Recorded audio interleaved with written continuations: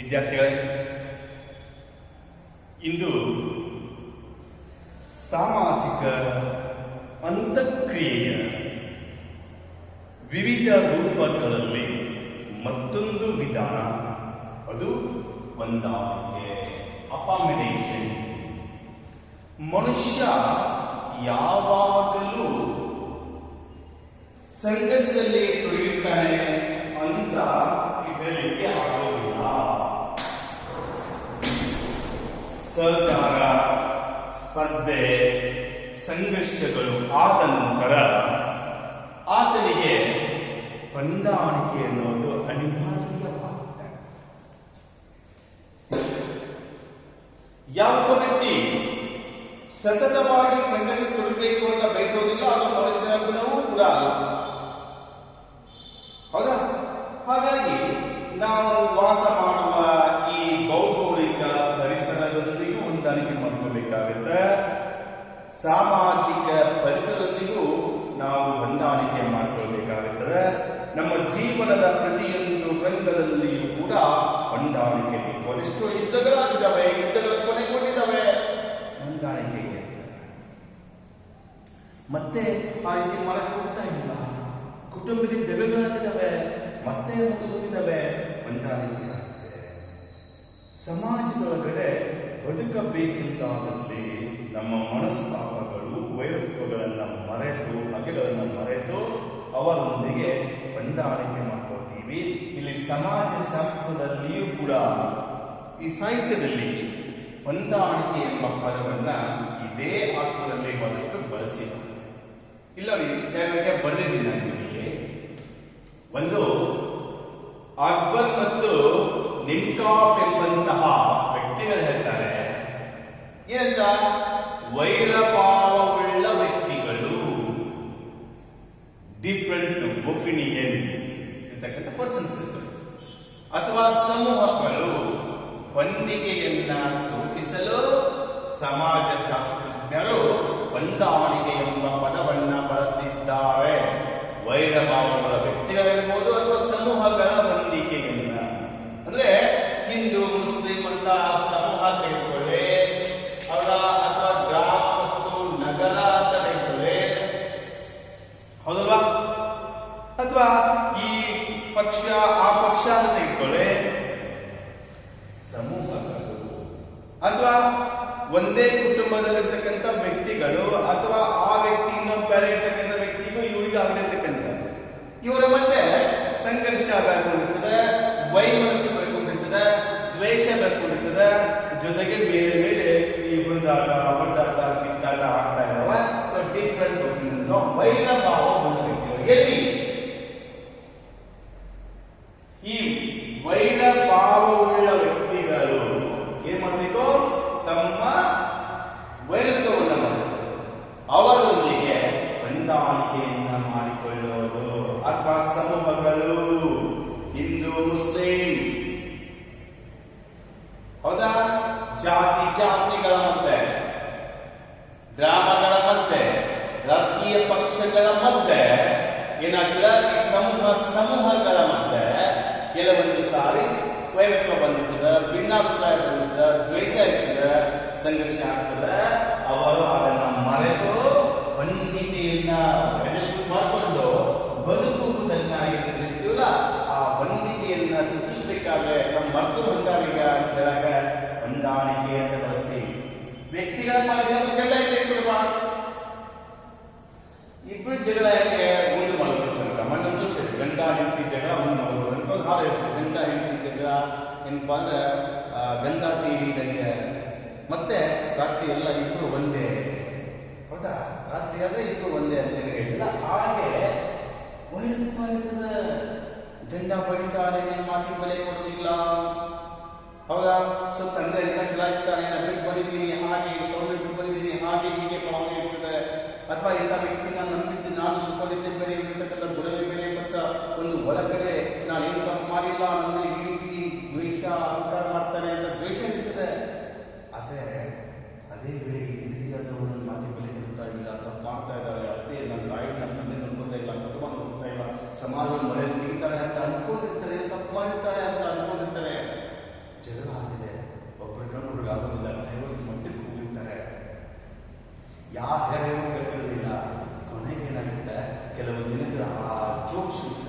ಆ ವೇಗ, ಸಂಘರ್ಷದ ವೇಗ ಕಡಿಮೆಯಾದಾಗ ಸಹಜವಾಗಿಯೇ ಆಗಿ ಬರ್ತಾರೆ. ಅದೇ ವೈರತ್ವ, ಆ ವೈರ ಭಾವಗಳನ್ನು ಕಡಿಮೆ ಆಗ್ತದೆ.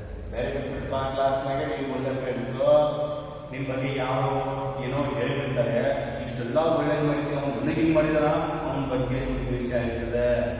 ಅವ್ನು ಯಾಕಂತ ಹಿಂಗ್ಯಾಕಿಂದ ಜಗಳ ಮಾಡ್ಕೊಂಡು ಬಿಡ್ತಾರೆ ಇವರು, ಒಬ್ಬರ ಮುಖ ಬಿಡುವುದಿಲ್ಲ. ಆದರೆ ಮೊದಲಿಗಿದ್ದ ಸಂಬಂಧ, ಆ ಬಾಂಧವ್ಯ, ಕಾರ್ಯಚಟುವಟಿಕೆಗಳ ಅಭ್ಯಾಸ ಎಲ್ಲವೂ ನಿಂತು ಹೋಗ್ತವೆ. ಕೆಲವು ದಿನ ಆದ್ಮೇಲೆ ತೊಂದರೆ ಅನುಭವಿಸ್ತಾ ಹೋಗ್ತಿರ್ತಾರೆ. ಆಮೇಲೆ ಇಲ್ಲ ಆ ವ್ಯಕ್ತಿ ಹಂಗೆ ಮಾಡ್ಲಿಕ್ಕಿಲ್ಲ ಅಂತ ಯಾರು ಹೇಳ್ತಾರೆ, ಅಥವಾ ತಾವು ವಿಮರ್ಶೆ ಮಾಡ್ಕೊಳ್ತಾನೆ, ಇಲ್ಲ ಸ್ವಲ್ಪ ದುಡುಕಿನಿಂದ ಈ ರೀತಿ ಆಯಿತು, ಈಗ ಆಗಬಾರ್ದಾಗಿತ್ತು ಅಂತ ಮತ್ತೆ ಇಬ್ಬರು ಹೊಂದಾಣಿಕೆ ಮಾಡ್ಕೊಳ್ತಾರೆ. ಏನು ಇಬ್ಬರಿಗೂ ಮಚ್ಚು ಮೂರ್ಪಾಲಾಗಿತ್ತು ಅಂತ ಕೇಳ್ತಾರೆ. ಅವತ್ತಾಗಿದ್ದ ಈಗ ಹೊಂದಾಣಿಕೆ ಆಗಿದ್ದೆ ಅಂತ ಕೇಳ್ತಾರೆ. ಕೇಳ್ಬೋದು.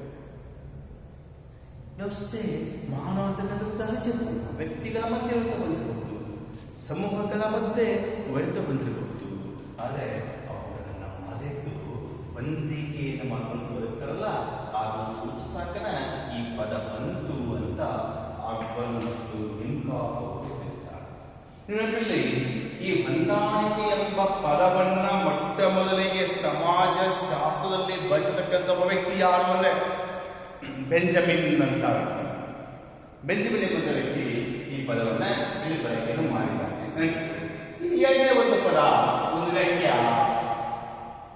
ಲುಂಡ್ಬರ್ಗ್ ಹೇಳಿದ್ದಾನೆ. ಏನಂತ? ಹೊಂದಾಣಿಕೆ ಎಂಬ ಪದವನ್ನ ಸ್ಪರ್ಧೆ, ಸಂಘರ್ಷಗಳಿಂದಾಗಬಹುದಾದ ಆಯಾಸ ಮತ್ತು ಆತಂಕಗಳನ್ನ ನಿವಾರಣೆ ಮಾಡಲು ವ್ಯಕ್ತಿಗಳು ಮಾಡಿಕೊಳ್ಳುವ ಹೊಂದಾಣಿಕೆಯನ್ನು ಸೂಚಿಸಲು ಬಳಸಲಾಗಿದೆ.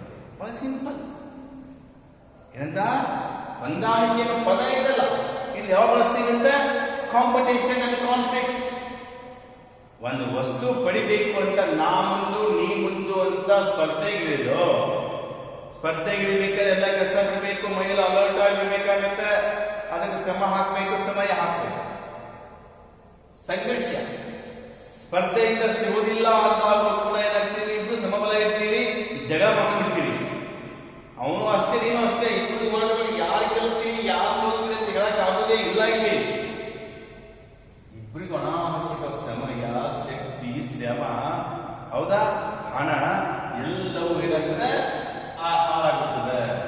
ಆಯಾಸ, ನಾ ಸ್ಪರ್ಧೆಗೆ ಕಲ್ತಿದೆ ಇದು, ಹೌದಾ, ಆತಂಕ, ಹೌದಾ, ಎಲ್ಲ ದಣಿವು, ಹೋರಾಟ ಮಾಡಿದನು, ಸ್ಪರ್ಧೆ ಮಾಡಿದನು. ಒಂದೆಡೆ ಆಯಾಸ ಆಗ್ತದೆ, ಒಂದೆಡೆ ಆತಂಕ, ಸೋತ್ರೆ ಹಾಗೆ, ಮುಂದೆ ಗೆದ್ದಿ ಹಾಗೆ, ಮನೆಯಿಂದಲ್ಲ ಗೆದ್ದವನು ಸೋತವನು ಸತ್ತ ಅಂತ. ಹಾಗೆ ಆತಂಕ, ಏನಾಗುತ್ತೋ ಏನಿಲ್ಲೋ ಅಂತ. ಇವುಗಳು ಬೇಡ ಅಂತಂದ್ರೆ ಇವುಗಳನ್ನ ನಿವಾರಣೆ ಮಾಡ್ಕೋಬೇಕು, ಇನ್ನು ಹೋಗಲಿಸಬೇಕು ಅಂದ್ರೆ ಅವಾಗ ಆ ವ್ಯಕ್ತಿಗಳು ಮಾಡಿಕೊಳ್ಳುವ ಒಂದು ಹೊಂದಿಕೆ ಇದೆಯಲ್ಲ, ಅದನ್ನ ಹೊಂದಾಣಿಕೆ ಅಂತ ನಾವು ಗುರುತಿಸಿಕೊಳ್ತಾ ಇದ್ದೀವಿ. ಈ ಸಲಹೆ ಹಾಗೆಂತಂದ್ರೆ ನೋಡಿ, ಇಲ್ಲಿ ಏನಿದೆ, ಇಬ್ರು ಕಾಲೇಜ್ನಲ್ಲಿ ಇದೀರಿ ಅಂತ ಅನ್ಕೊಳ್ಳಿ, ಒಳ್ಳೆ ಫ್ರೆಂಡ್ಸ್ ಇದ್ದೀರಿ, ಇಬ್ರು ಅಷ್ಟೇ ಅಂಕ ತೆಗೆದುಕೊಳ್ತೀವಿ, ಯಾರು ಕೂಡ ಕರೀತೀರಿ, ಈಕ್ವಲ್ ನಿಮ್ಮನ್ನ ತೆಗೆದುಕೊಳ್ಳಿ, ಹೌದಾ? ಸೊ ಈಗಾಗಲೇ ಇಬ್ರು ಸಮಾನ ಅಂಕ ತೆಗೆದುಕೊಂಡು ಫಸ್ಟ್ ರ್ಯಾಂಕ್ ಬಂದ್ಬಿಡ್ತೀವಿ ಅಂದ್ರೆ ಅದೇ ಒಂದೇ ಸ್ಥಾನ ಮಾಡ್ತೀವಿ, ಹಂಚಿಕೆ ಮಾಡಿ 1/2 ಆ ಮೊತ್ತವನ್ನ, ಆ ಬಹುಮಾನವನ್ನ ಇಬ್ಬರು ಸಮನಾಗಿ ಪ್ರಥಮ ಹಂಚಿಕೊಳ್ಬಿಡ್ತಾರಲ್ಲ. ಅದಕ್ಕೆ ನಾವೇನ್ ಮಾಡ್ತಾರೆ, ದೋಸ್ತ ನಾವು ಇಬ್ರು ಕತೆ ಕೇಳ್ಕೊಂಡು ಇಬ್ಬರು ಹಾನಿ ಆಗ್ಬಿಡ್ತಾರೆ, ಯಾರು ಒಂದು 4 ಇಬ್ಬರೇ ಇರ್ತಾರೆ, ಇಬ್ಬರಿಗೆ ಫೈಟ್ ಇರ್ತಾರೆ, ಯಾರಿಗೆ ಹೋಗ್ತಾರೆ ಸ್ಪರ್ಧೆ, ಅದು ನಂಗು ನಿಂಗು ಬಹುಮಾನ ಯಾರಿಗೆ ಬೇಕು ಅಂದಾಗ, ದೋಸ್ತ ಇಬ್ಬರು ಹೇಳೋದಷ್ಟೇ ನಾವು ಮತ್ತೆ ಒಳ್ಳೆ ರೇಂಜ್ ಮಾಡಬೇಕು, ಮತ್ತೆ ಒಳ್ಳೆ ಕಾಂಪಿಟೇಷನ್ ಮಾಡಬೇಕು, ನಾನಷ್ಟು ಪಾಯಿಂಟ್ಗಳನ್ನು ಉಳ್ಕೋಬೇಕು, ನಿನ್ನಷ್ಟು ಉಳ್ಕೋಬೇಕು, ಮತ್ತೆ ಇಲ್ಲಿ ಬರಬೇಕು.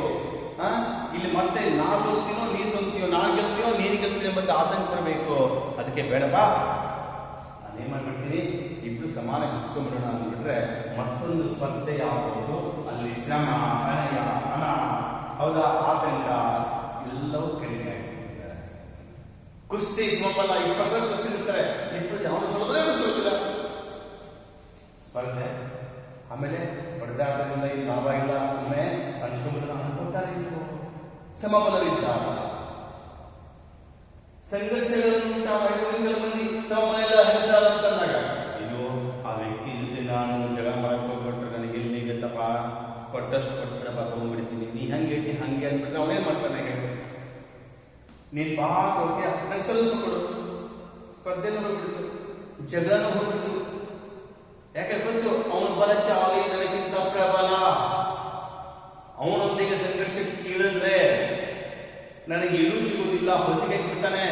ಅದಕ್ಕೆ ಮಾಡ್ತಾರೆ, ತಮ್ಮ ನೋಡಿಷ್ಟು ಕೊಡ್ತೀನಿ, ನಾ ಏನಕ್ಕೆ ಹೆಂಗೆ ಆಯ್ತು ಅಂತ ಒಪ್ಕೊಂಡ್ಬಿಡ್ತೀನಿ. ಇದರಿಂದ ಏನಾಗುತ್ತೆ, ಅವನೊಂದಿಗೆ ಸ್ಪರ್ಧೆಗಳಿದ್ರೆ, ಅವನೊಂದಿಗೆ ಸಂಘರ್ಷಕ್ಕಿಳಿದ್ರೆ ಏನಾಗುತ್ತೆ, ಪ್ರಬಲ ರಾಷ್ಟ್ರಗಳಿರಬಹುದು, ಪ್ರಬಲ ಪಕ್ಷಗಳಿರಬಹುದು, ಪ್ರಬಲ ಸಮೂಹಗಳಿರಬಹುದು, ದುರ್ಬಲ ಸಮೂಹ, ರಾಷ್ಟ್ರ ಅಥವಾ ಪಕ್ಷಗಳ ಮೇಲೆ ತಮ್ಮ ಪ್ರಭಾವವನ್ನು ಬೀಳ್ಕೊಂಡ್ಬಿಡ್ತವೆ. ಅವಾಗ ದುರ್ಬಲವಾಗಿರ್ತಕ್ಕಂಥ ವ್ಯಕ್ತಿ, ಪಕ್ಷ, ಸಮೂಹಗಳೇ ಬರ್ತವೆ. ಸಹಜವಾಗಿ ಇವರೊಂದಿಗೆ ಸ್ಪರ್ಧೆಗಿಳಿದೀವಿ ಅಂದ್ರೆ ಅಥವಾ ಸಂಘರ್ಷಕ್ಕಿಳಿದೀವಿ ಅಂದ್ರೆ ನಮಗೆ ಉಳಿಗಾಲವಿಲ್ಲ ಅಂತ ಅನ್ಕೊಂಡ್ಬಿಡ್ತಾರೆ. ಅವಾಗ ಏನ್ ಮಾಡ್ತಾರೆ, ನೀವು ಹೆಂಗ್ ಇರ್ತೀವಿ ಹಾಗೆ ಹೊಂದಾಣಿಕೆ ಮಾಡ್ಕೊಳ್ಳೋಣ, ನಮಗೊಂದಿಷ್ಟು ನಿಮಗೊಂದಿಷ್ಟು ಅಂತಂದಾಗ ಆಟೋಮೆಟಿಕ್ಲಿ ಹೊಂದಾಣಿಕೆ ಆಗುತ್ತೆ. ಇದನ್ನ ಬಳಸಲೇ ಎಂದೇ ಸಮಾಜಶಾಸ್ತ್ರಜ್ಞರು ಹೊಂದಾಣಿಕೆ ಎಂಬ ಪದವನ್ನ ಬಳಸಿದ್ದಾರೆ. ಅಂದ್ರೆ ಈ ಹೊಂದಿಕೆಯ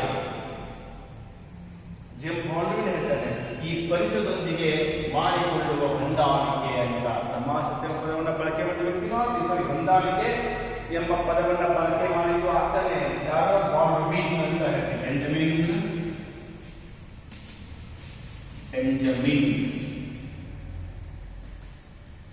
ಪರಿಸರದೊಂದಿಗೆ ಮಾಡಿಕೊಳ್ಳುವ ಹೊಂದಾಣಿಕೆ ಎನ್ನ ಸೂಚಿಸಲು ಸಮಾಜಶಾಸ್ತ್ರಜ್ಞರು ಹೊಂದಾಣಿಕೆ ಎಂಬ ಪದವನ್ನು ಬಳಸಿದ್ದಾರೆ. ಪರಿಸರ, ಸಾಮಾಜಿಕ ಪರಿಸರ, ನಮ್ಮ ಭೌಗೋಳಿಕ ಪರಿಸರ ಎರಡು ಹೇಳ್ಬೋದು. ನಾ ಹೇಳಿದ್ದೀನಿ, ಕೆಲವು ಸಾರಿ ಎಲ್ಲರೂ ದುಃಖ ತಪ್ಪ ಸಮಾಜದೊಳಗಿದ್ದಾರೆ, ನನಗೇನೋ ಸಂತೋಷ ಆಗಿದೆ, ಒಂದು ಲಾಟರಿ ಬರೆದಿದೆ, ಗಂಡು ಮಗು ಹುಟ್ಟಿದೆ, ಯಾವುದೋ ನೌಕರಿ ಸಿಕ್ಕಿದೆ, ಇನ್ನೇನೋ ಒಂದು ಆಸ್ತಿ ಪ್ರಾಪರ್ಟಿ ಅಂತಾಗಿದೆ, ಖುಷಿಯಿಂದ ಕೇಳ್ಬೋದಕ್ಕೆ ಚಾಲನೆ ನನ್ನನ್ನು ಅವಮಾನಿಸ್ತಾರೆ, ನಾನೇ ಅಲ್ಲಿ ಕಲ್ಯಾಣಿದ್ದೀನಿ, ಅದಕ್ಕೆ ಆ ಪರಿಸರದೊಂದಿಗೆ ನನಗೆ ಸಂತೋಷವನ್ನು ತಿಳ್ಕೊಂಡು ನಾನೂ ದುಃಖದಲ್ಲಿ ಭಾಗಿಯಾಗಿದ್ದೀನಿ ಅಂತ ತೋರಿಸ್ಕೊಳ್ಳೋದು. ಅತಿ ಸಂತೋಷದಾಯಕ ಸಂದರ್ಭ ಇದೆ, ನೀನೇನೋ ದುಃಖ ಆಗಿದೆ, ಆತಂಕ ಆಗಿದೆ, ದೊಡ್ಡ ಲಾಸ್ ಆಗಿದೆ, ಜೋರಾಗಿ ಹತ್ತು ಎದೆಗೆಲ್ಲ ಬಿಟ್ಟು ಹುಟ್ಟುಬಿಟ್ರೆ ಸಂತೋಷ ಎಲ್ಲ ಹಾಳಾಗುತ್ತೆ. ಅದನ್ನೇ ಎಲ್ಲೋ ಕುರಿ ಕೋಳಿ ಕೋಣ ಬಲಿ ಕೊಡಬೇಕಾರೆ ನಾನು ಬುದ್ಧ ಗಾಂಧಿ ಓದಿದ್ದೀನಿ, ಹಿಂಸೆ ಮಹಾಪಾಪ ಅಂತ ನೀವೇನೋ ಉಪದೇಶ ಮಾಡಕ್ಕೆ ಹೋಗ್ಬಿಟ್ರೆ ಅವುಗಳನ್ನು ಬಿಟ್ಟು ನಿಮ್ಮನ್ನೇ ಬಲಿ ಕೊಡ್ತಾರೆ. ಅಲ್ಲಿ ಹೊಂದಾಣಿಕೆ ಮಾಡ್ಕೊಳ್ಳೋದು ನೋಡಿ, ನೋಡಂತ ಸುಮ್ಮನೆ ಇಟ್ಬಿಡೋದು. ಎಲ್ಲೋ ಡಕಾಯಿತ ನಾಲ್ಕಾಕೆಲ್ಲ ಬಡಿದು ಬಿಟ್ಟಿದ್ದಾರೆ, ಕೊಲೆ ಮಾಡಿದ್ದಾರೆ, ನೋಡಿದೀವಿ ಸಾಕ್ಷಿಗೆ ಯಾಕೆ ಬಂದ್ರೆ ನನ್ನ ಬಂದು ಬಿಡ್ತಾರಲ್ಲ, ಈ ಪರಿಸರ ಹಿಂದಿನ ರಕ್ಷಣೆ ಇಲ್ಲಲ್ಲ, ಸೊ ಅಲ್ಲ. ಕಾಲೇಜಲ್ಲಿ ಎಲ್ಲರಿಗೂ ತಿಳಿತಾ ಇದೆ, ನನ್ನ ಒಬ್ಬರಿಗೆ ತಿಳಿತಾ ಇಲ್ಲ, ಸೈಡ್ ಕೂತಾರೆ, ಪಾಠೋ ಸರ್ ಹೇಳೋದಕ್ಕೆ ತಿಳಿತಾ ಇಲ್ಲ ಹೆಂಗ್ ಸರ್ ಅಂತ ಅಂದ್ಬಿಟ್ರೆ, ಮಗನೇ ಎಲ್ಲರಿಗೂ ತಿಳಿತು ನಿನಗ್ಯಾಕೆ ತಿಳಿದಿಲ್ಲ ಅಂತ ನಾನು ಅಂದ್ಬಿಟ್ರೆ ಅವಮಾನ ಆಗತ್ತೆ, ಅಸಹ್ಯ ಆಗತ್ತೆ. ಅದಕ್ಕೆ ತಿಳಿದವಳಂತೆ ನಡೆಸೋದು ಅಂದ. ಇನ್ನು ಸಾಮಾಜಿಕ ಆಯ್ತು, ಇನ್ನು ಭೌಗೋಳಿಕವಾಗಿ ಬಂದಿರೋಣ. ಭೌಗೋಳಿಕವಾಗಿ ಥಂಡಿ ಬಂದಾಗ, ಈ ಚಳಿಗಾಲ ಬಂದಿದೆ ಅಲ್ಲ, ಈ ಚಳಿಗಾಲ ಬಂದಾಗ ಅತಿ ವಿಲುವಾದ ಬಟ್ಟೆ, ಶಾರ್ಟ್ ಡ್ರೆಸ್ ಹಾಕೊಳ್ಳೋಣ, ತಂಪು ಕೋಲ್ಡ್ ಕುಡಿಯೋಣ, ಕುಡಿದ್ರೇನ ಕುಡಿಯೋಕ್ಕಾಗೋದಿಲ್ಲ. ಇವಾಗ ಬಾಳೆಹಣ್ಣು ತಿನ್ನಿ ಬಹಳಷ್ಟು ಆಗೋದಿಲ್ಲ ನಮಗೆ, ಯಾಕೆ ತಂಪಿದೆ. ಅದಕ್ಕೆ ಏನು ಮಾಡ್ತಾರೆ, ತೆಳುವಾಗಿರ್ತಕ್ಕಂಥ ಬಟ್ಟೆ ಬದಲು ಕಚ್ಚಲಿಯಾಗಿರ್ತಕ್ಕಂಥ ದಿಪ್ಪಾಗಿರ್ತಕ್ಕಂಥ ಕಾಟನ್, ಉಲ್ಲನ್, ಸ್ವೀಟರ್ ಗಳನ್ನ ಬಳಸ್ತಾ ಇದ್ವಿ. ಹಾಟ್ ವಾಟರ್ ಗಳನ್ನ ಬಳಸ್ತೀವಿ, ಹಾಟ್ ಪಾನೀಯಗಳು ಅಂತ ಹೇಳ್ತೀವಿ. ಸೊ ಇದು ನಮ್ಮನ್ನ ಕಾಪಾಡುತ್ತೆ. ಇದು ಭೌಗೋಳಿಕ ಪರಿಸ್ಥಿತಿ. ಇನ್ನು ಸಿಕ್ಕಾಪಟ್ಟೆ ಬಿಸಿಲು ಏಪ್ರಿಲ್ ಮೇ ಮಾರ್ಚ್ ಬಂದಾಗ ನಂಬಕ್ಕಂತೂ ಕುದಿತಾ ಇರ್ತದೆ. ಅವಾಗ ನನಗೆ ಬಿಸಿಬಿಟ್ಟು ಬೇಕು ಅಂತ ಹಾಕೊಂಡ್ರೆ ಹೆಂಗಾಗ್ಬೋದು ನನಗೆ ಗೊತ್ತಿ. ಅಥವಾ ಕುದಿಯುವಂಥ ಬಿಸಿ ಬಿಸಿ ನೀರು ಬೇಕು ಅಂತ ಕುಡಿತೀನಿ, ಬಿಸಿ ಕಾಫಿ ಕುಡಿತೀನಿ, ಟೀ ಕುಡಿತೀನಿ ಅಂದರೆ ಇಲ್ಲ. ಅವತ್ತಿನ ಪರಿಸರಕ್ಕೆ ಅನುಗುಣವಾಗಿ ತೆಳುವಾದ ಬಟ್ಟೆಯನ್ನು ಹಾಕುತ್ತೀನಿ, ಗಾಳಿ ಬರುವಂತೆ ನೋಡ್ಕೊತೀನಿ.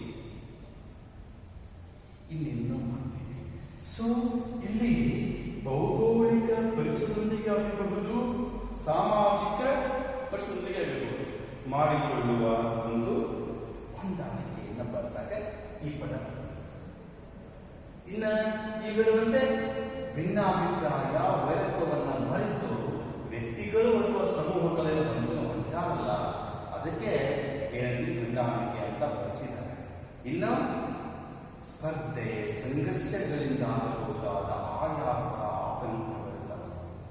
ಅಯ್ಯೋ ಗೆದ್ರೆ ಒಂಥರ ಸೋತ್ರೆ ಅಲ್ಪ ಆತಂಕ, ಅಥವಾ ಅದಕ್ಕಾಗುವಂಥ ಶ್ರಮ, ಅದು ಆಯಾಸ. ಸೊ ಇವು ಬೇಡಪ್ಪ ಹೊಂದಾಣಿಕೆ ಮಾಡ್ಕೊಂಡು ಹೋಗಿ ಅಂತ ಅನ್ಕೋತೀವಲ್ಲ, ಅದು ಹೊಂದಾಣಿಕೆ. ಸೊ ಇದಿಷ್ಟು ಒಂದು ಪಾಠ ಇವೆರಡನ್ನ ಇಟ್ಕೊಳ್ಳಿ. ಸೊ ಈ ಕಡೆ ಬಂದಾಗ ಲಕ್ಷಣಗಳು ಬರ್ತವೆ. ನಾಳೆಯ ಅವಧಿಯಲ್ಲಿ ಲಕ್ಷಣಗಳನ್ನ ಹೇಳೋಣ. ಸೊ ಇವತ್ತು ಈ ವ್ಯಾಖ್ಯೆಗಳನ್ನ ಗಮನಿಸ್ಕೊಳ್ಳಿ. Okay, thank you.